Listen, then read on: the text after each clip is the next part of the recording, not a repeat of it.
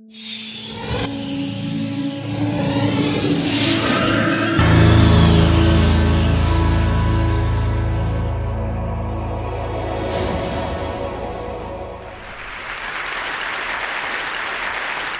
are losing our listening. We spend roughly 60% of our communication time listening, but we're not very good at it. We retain just 25% of what we hear. Now, not you, not this talk, but that is generally true. Let's define listening as making meaning from sound. It's a mental process, and it's a process of extraction.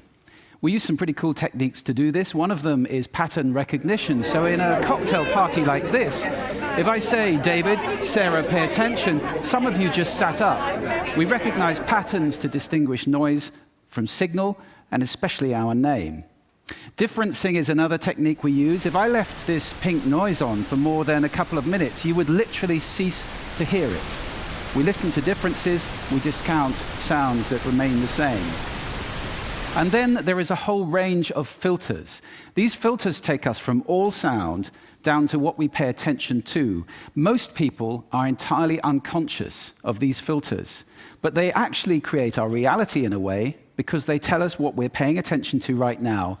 I'll give you one example of that. Intention is very important in sound, in listening.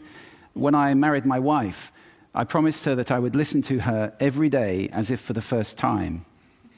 Now that's something I fall short of on a daily basis. But it's a great intention to have in a relationship. But that's not all. Sound places us in space and in time. If you close your eyes right now in this room, you're aware of the size of the room from the reverberation and the bouncing of the sound off the surfaces. And you're aware of how many people are around you because of the micro noises you're receiving. And sound places us in time as well, because sound always has time embedded in it. In fact, I would suggest that our listening is the main way that we experience the flow of time from past to future. So, sonority is time and meaning, a great quote. I said at the beginning, we're losing our listening. Why did I say that? Well, there are a lot of reasons for this. First of all, we invented ways of recording. First, writing, then audio recording, and now video recording as well. The premium on accurate and careful listening has simply disappeared.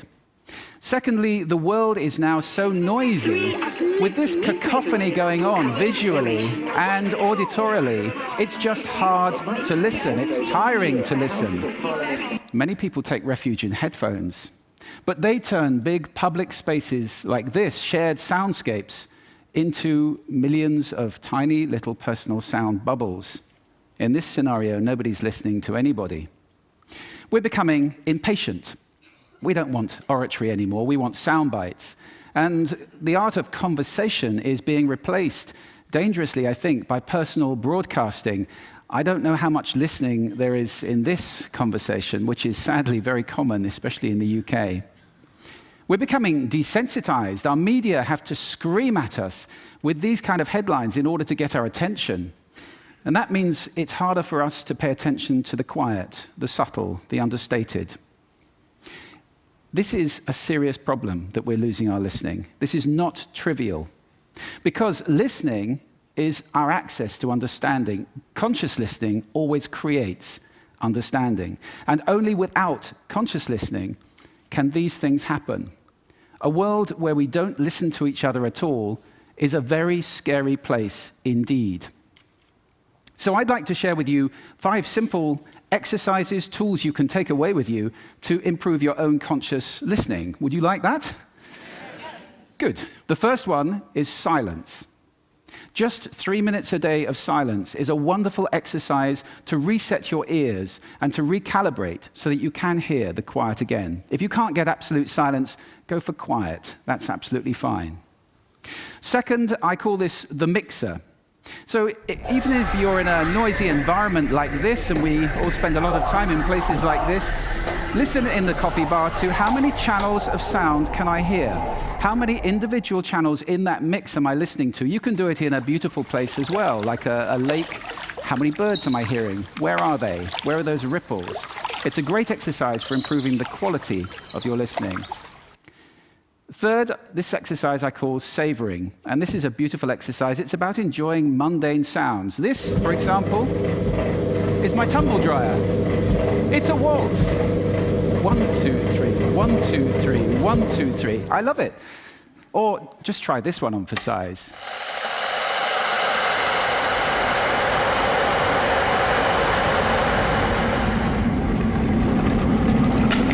Wow. So mundane sounds can be really interesting if you pay attention. I call that the hidden choir. It's around us all the time. The next exercise is probably the most important of all of these. If you just take one thing away, this is listening positions. The idea that you can move your listening position to what's appropriate to what you're listening to. This is playing with those filters. You remember I gave you those filters at the beginning? It's starting to play with them as levers, to get conscious about them and to move to different places. These are just some of the listening positions or scales of listening positions that you can use. There are many. Have fun with that. It's very exciting. And finally, an acronym. You can use this in listening, in communication. If you're in any one of those roles, and I think that probably is everybody who's listening to this talk. The acronym is RASA, which is the Sanskrit word for juice or essence. And RASA stands for receive, which means pay attention to the person, appreciate, making little noises like, oh, okay. Summarize, the word so is very important in communication. And ask questions afterwards. Now, sound is my passion, it's my life. I wrote a whole book about it, so I live to listen. That's too much to ask for most people. But I believe that every human being needs to listen consciously in order to live fully. Connected in space and in time to the physical world around us, connected in understanding to each other, not to mention spiritually connected, because every spiritual path I know of has listening and contemplation at its heart. That's why we need to teach listening in our schools as a skill. Why is it not taught? It's crazy. And if we can teach listening in our schools, we can take our listening off that slippery slope to that dangerous, scary world that I talked about and move it to a place where everybody is consciously listening all the time, or at least capable of doing it. Now, I don't know how to do that, but this is TED. And I think the TED community is capable of anything. So I invite you to connect with me, connect with each other, take this mission out, and let's get listening taught in schools and transform the world in one generation to a conscious listening world, a world of connection, a world of understanding, and a world of peace. Thank you for listening to me today.